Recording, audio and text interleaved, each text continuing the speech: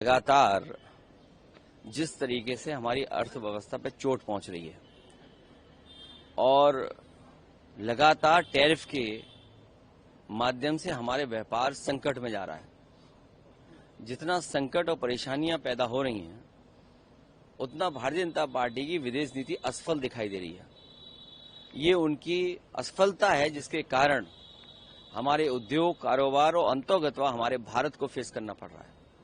अगर 100% टैरिफ होगा, 50% टैरिफ होगा तो हमारे कारोबार करने वाले कारोबारियों का क्या होगा, उद्योग जगत का क्या होगा।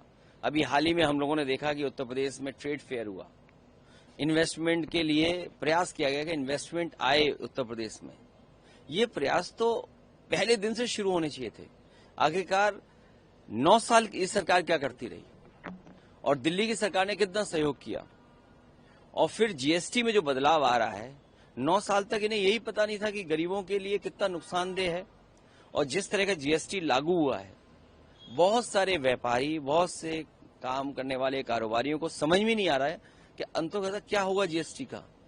एक हाथ से जीएसटी कम कर रहे हैं, दूसरी तरफ जीएसटी बढ़ा रहे हैं, मुनाफा कम नहीं हो रहा है।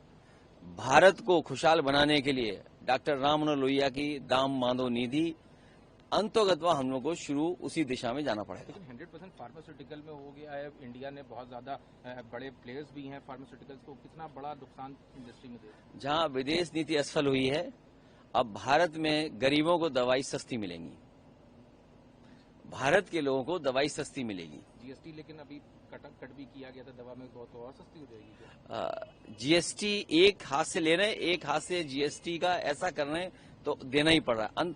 सवाल मुनाफे का है। जब तक मुनाफा कम नहीं होगा तब तक महंगाई कम नहीं होगी। आप जीएसटी एक तरफ से कम कर रहे हो, दूसरी तरफ जीएसटी बढ़ा रहे हैं आप।